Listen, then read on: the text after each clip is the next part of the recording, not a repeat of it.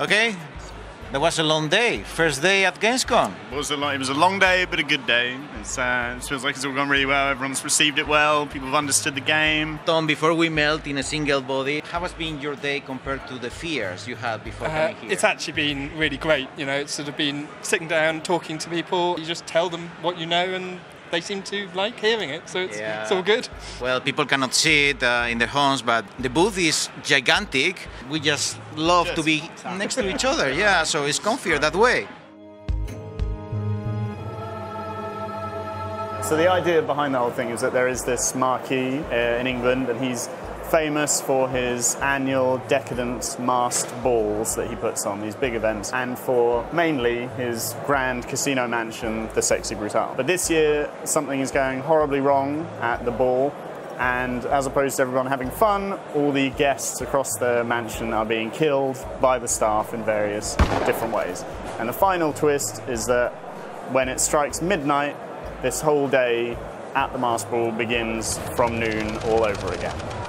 So you take on the role of Lafcadio Boone, who's up there, who's an ex-gambling addict turned priest, and you now need to move through the house, spying and eavesdropping and finding out everything that's happening to each individual guest in order to figure out how you can save their life and try and solve the ultimate mystery of why the loop is happening and to stop it from happening.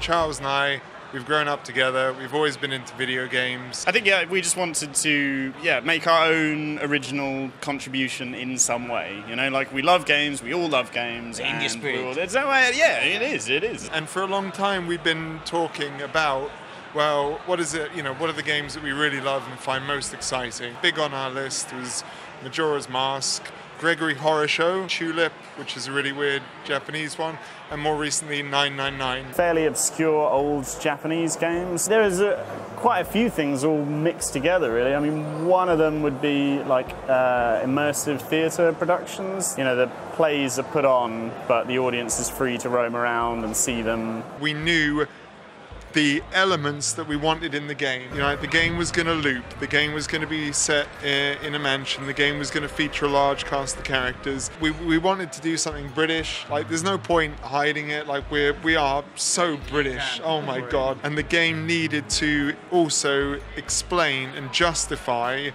our central looping mechanic. And the real first challenge was just to find something that unified those elements.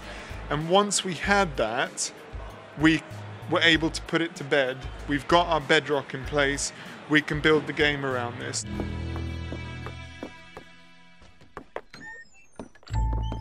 We started helping you. All the game was playable as a white box. The system was fully assembled. Like, oh, can we move the door? It's like, no, because everything is tightly connected. So you move the door, you are going to change this, that is going to happen in 47 minutes, basically on the other side of the mansion. How can you manage that? Well, I mean, in that case, you just tell people not to move the door. We've always tried to do is tackle the things that scare us the most. We get that working, and we go, okay, we've done this. Now it's pretty solid, and we want to do better animations. We want to do better sound effects. It definitely got better when you guys got involved, that's for sure. It sort of all happened over a very long period of time, and I sort of look at the code base and everything we've done, and it started off from humble origins of just a few characters moving from point to point, but I'm also very proud of it. Lots of people like the looping time idea, but don't actually think about the ramifications of doing it and how actually turning that into something that anyone can play is just not easy at all. It is super easy to play, it is very accessible to play, but explaining the idea that all these puzzles are happening at the same time and that it's all happening in one day can be kind of complicated to get across. So I was worried that people wouldn't get it, but I think people are getting it. And then it's like, okay, play it. And the moment they play, you're right. I mean, the controls are so easy. Everything is so simple that it's like, oh no, I get it. The sound effects is a good example of something we decided would be really cool early on, and we knew why it was cool and we felt why it would be cool.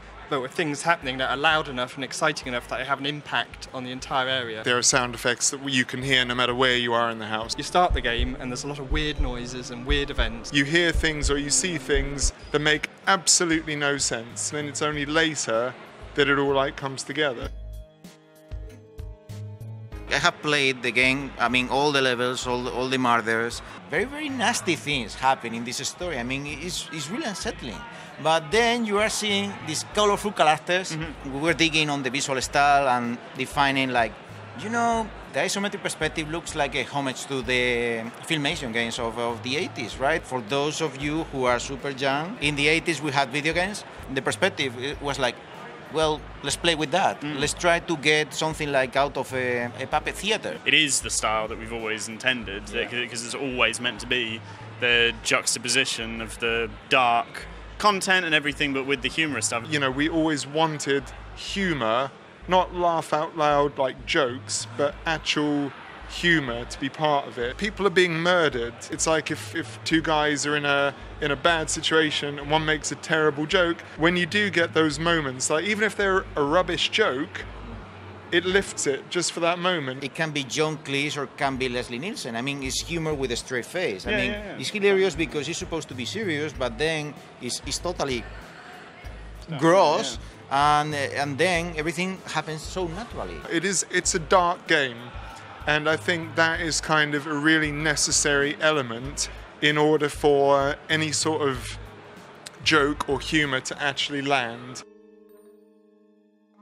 Well, the reason for the name of the game is primarily that my brother is a strange and weird person, so he's also the one who should be answering. I used to be a journalist, and then I was a writer on games, and like one of the things that is always like really important is to get a headline that grabs people's attention. And it's important for it not to be like whatever the headline equivalent of clickbait is. You have to have the meaning to back it up. You know, it has to mean something. It's the name of the casino. It has been named by the guy who owns the casino. That addiction to gambling gave him the money to fund this, but there's also been ups and downs in his life. He named it Sexy, The Allure of Gambling, and Brutale, Brutal, because there's always another side to it. You know, we had a good title, and then at the end, you know, like there is meaning to it. There is a reason why it's called that. So when we had this experience all put together and everything, we sent it out to you for feedback, along with a whole bunch of people to get feedback. At the end of the email, you said this thing about potentially doing it as a co-production. Now, why in the hell would you want to get your, stable and large development studio involved in a game that was called The Sexy Brutale? I remember when I sent you the feedback. The idea is pretty cool. Who doesn't love Groundhog Day, whatever. The prototype was ugly as hell. It had namers with it. One thing is like, it's a shame. I mean, because this game is fantastic.